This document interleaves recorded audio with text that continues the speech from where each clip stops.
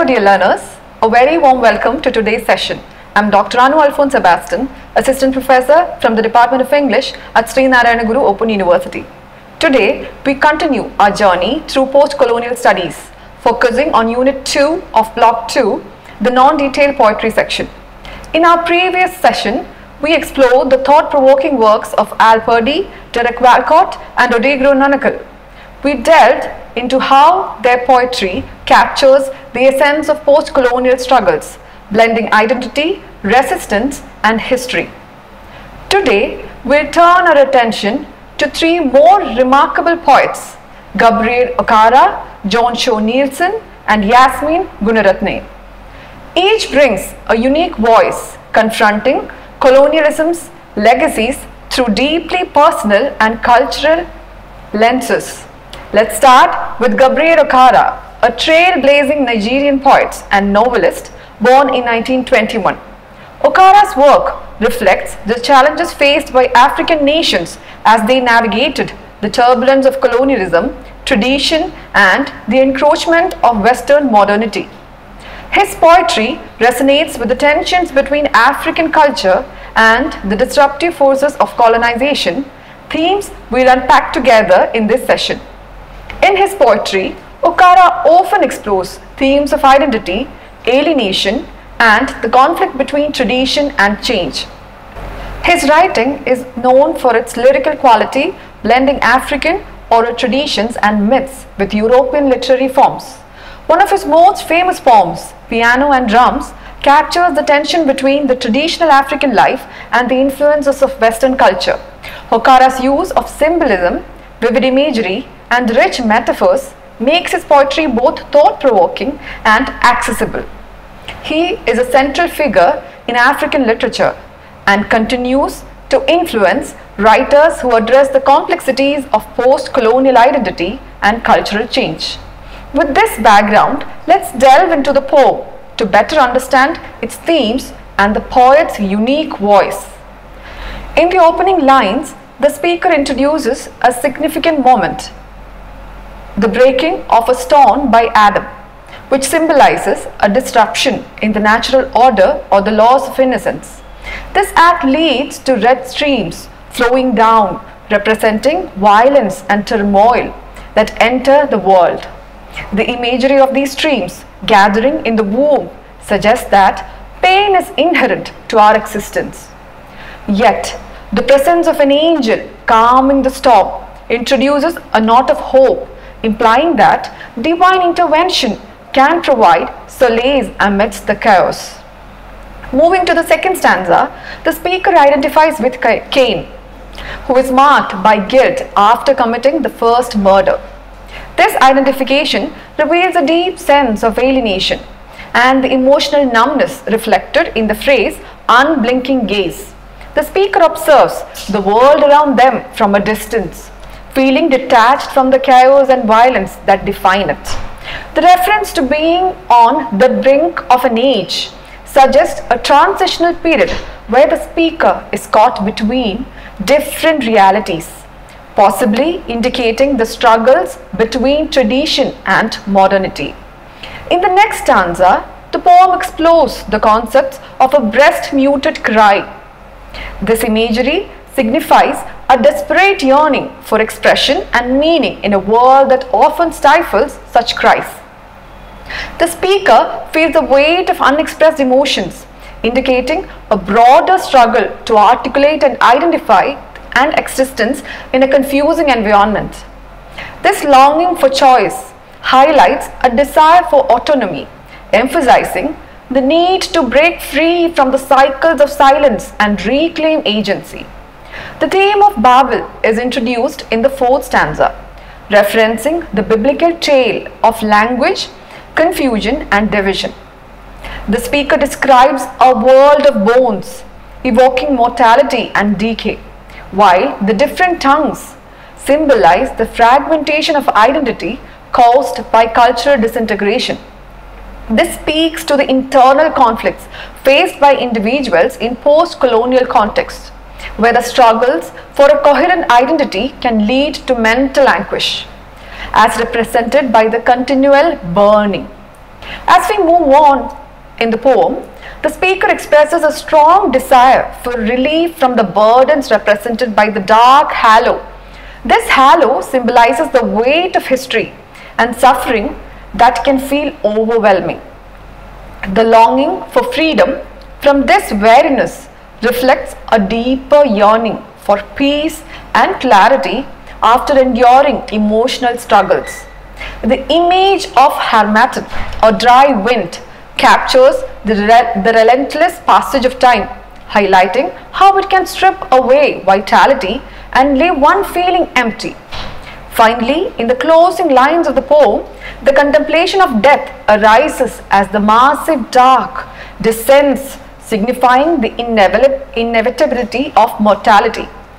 The speaker's wish to cheat the worms and seek silence in stone encapsulates a longing for peace and an escape from life's trials. This desire for eternal rest reveals the profound impact of suffering on the search for identity and meaning, culminating in a powerful reflection on the human condition. The poem explores the struggles of identity and belonging in a post-colonial world where the scars of history still linger. By referencing biblical figures like Adam and Cain, the speaker touches on the themes of guilt and isolation that resonate with so many who feels the effect of colonization. The mention of Babel highlights the confusion and division that come from a mix of cultures and languages, reflecting how these changes can create a sense of loss. The speaker's desire to find their voice amidst this chaos shows the ongoing challenge of being heard in a world that often overlooks marginalized people. In the final lines, the longing for peace and the wish to cheat worms signify a deep yearning to escape from life's struggles and end in suffering. This desire for silence and rest underscores the weight of history and its personal toll. Okara's intent as a poet seems to be to shed light on the complexities of post-colonial identity, urging the readers to confront the lingering effects of colonialism while also seeking healing and reclaiming one's sense of self.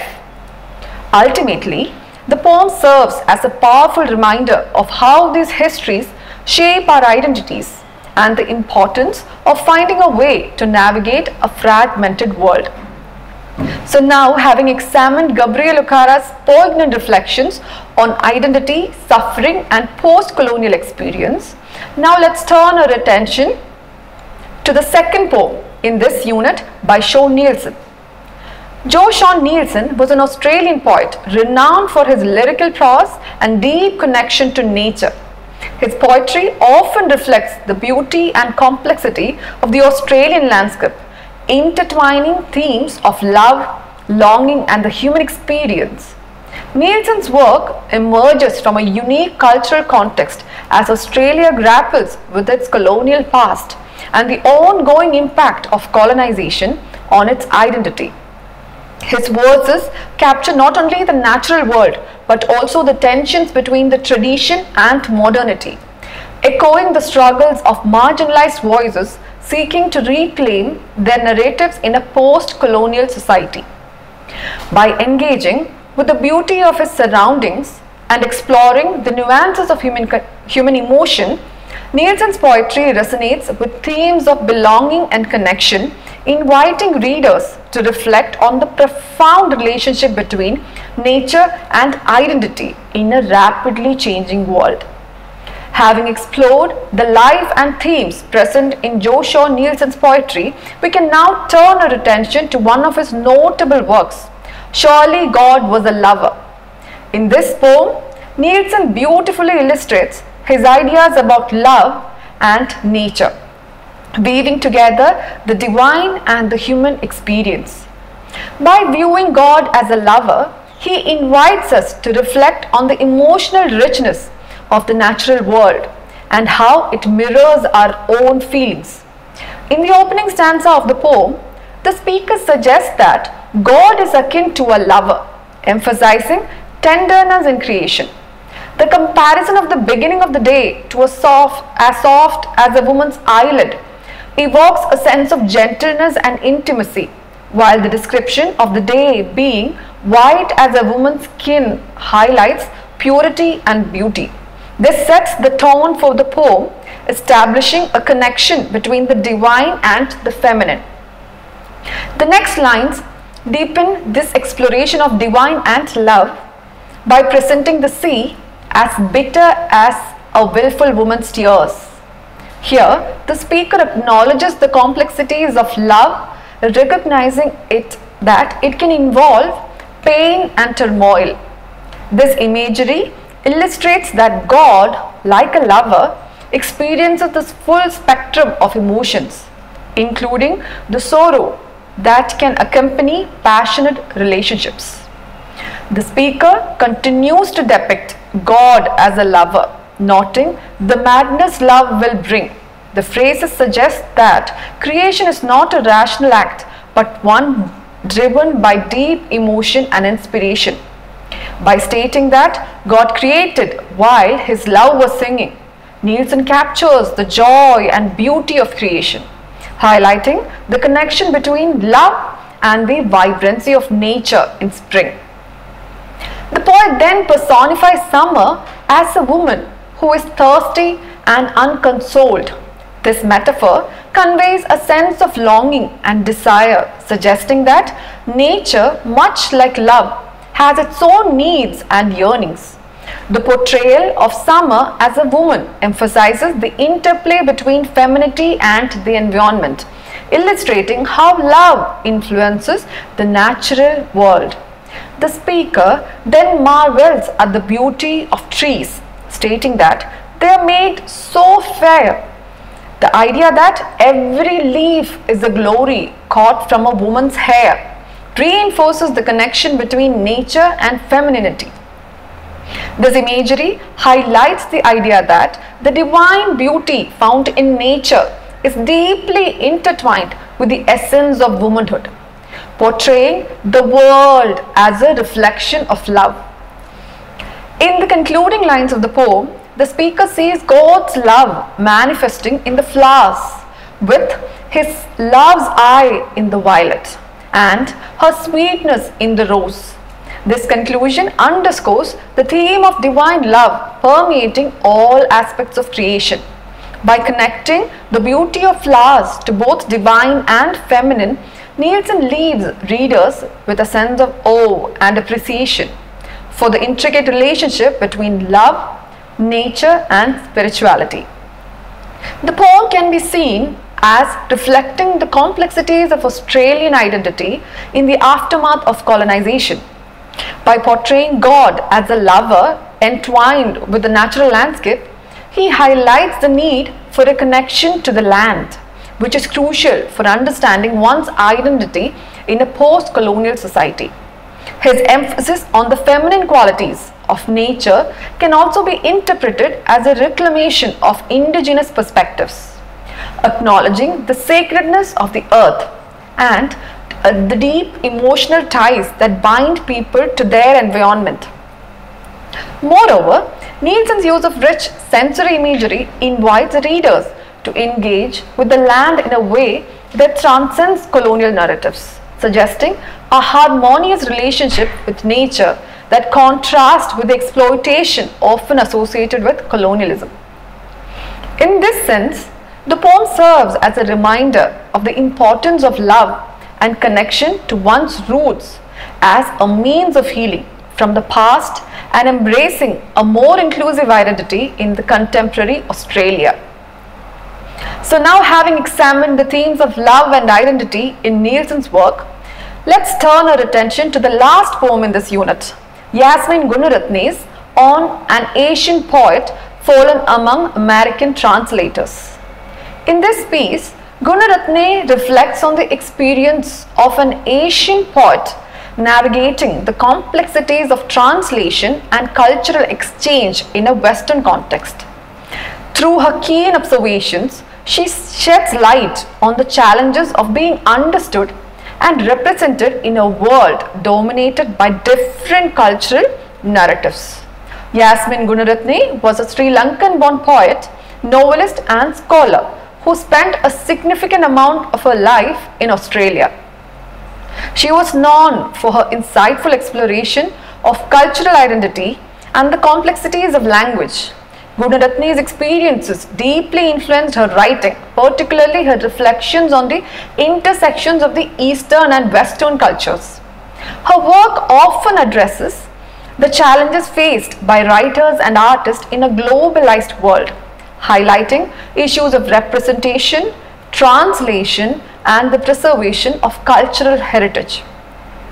Gunaratne's poetry was marked by a lyrical quality and a keen awareness of the nuances of language, establishing her as a significant voice in contemporary literature.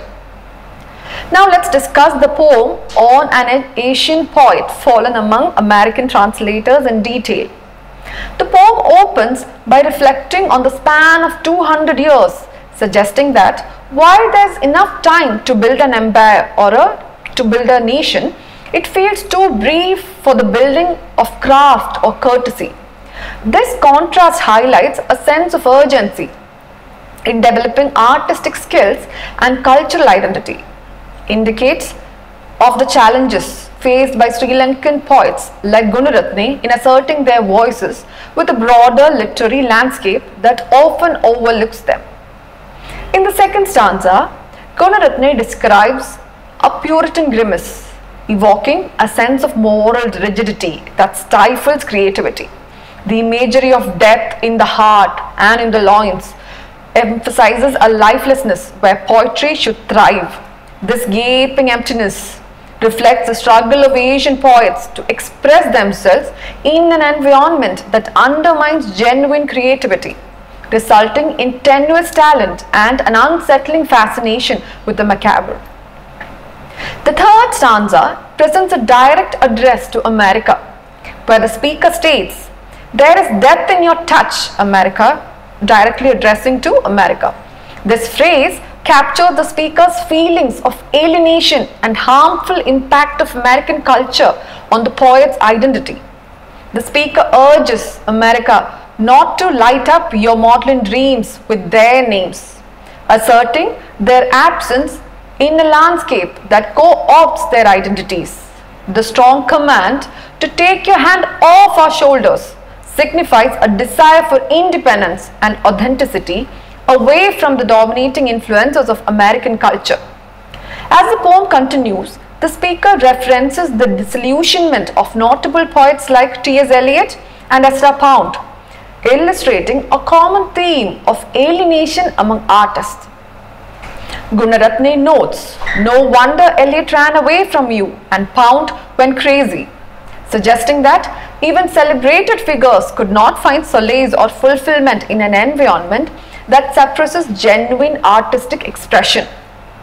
This critique resonates particularly with Sri Lankan poets who often grapple with the complexities of their identity in a global context.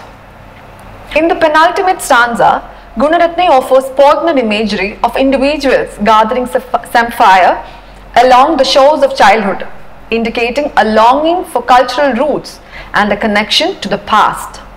The phrases, "hoping the tide will turn" and "searching diligently among the shards and rubble" reflect the persistent efforts of the Sri Lankan poets to reclaim their identities and histories amidst cultural fragmentation. This highlights their ongoing struggle to preserve their voices against the backdrop of a dominant culture that often neglects or misrepresents them. Finally, the poem concludes with a powerful condemnation of America as empty and a graveyard of art. The depiction of America as a monster living on Lazarus know-how captures the idea of a culture thriving on superficiality and exploitation rather than genuine artistic growth. This closing sentiment reinforces the theme of loss as Gunaratne laments that America, once a newfound land, has become disconnected from the richness of poetry, and true artistic expression. A sentiment that resonates deeply with her experience as a Sri Lankan poet navigating a complex global landscape. Yasmin Gunaratne's poem, On an Asian Poet Fallen Among American Translators, powerfully critiques the cultural imperialism faced by Sri Lankan and other Asian poets navigating a Western-dominated literary landscape. Through evocative language, Gunaratne expresses a profound sense of alienation, addressing America as empty of grace and a graveyard of art, which highlights the disconnect between her rich cultural heritage and the superficiality of Western interpretations. The poem reflects the frustration of being misrepresented as she urges America to refrain from appropriating her identity and to recognize that her voice is not present in their narratives.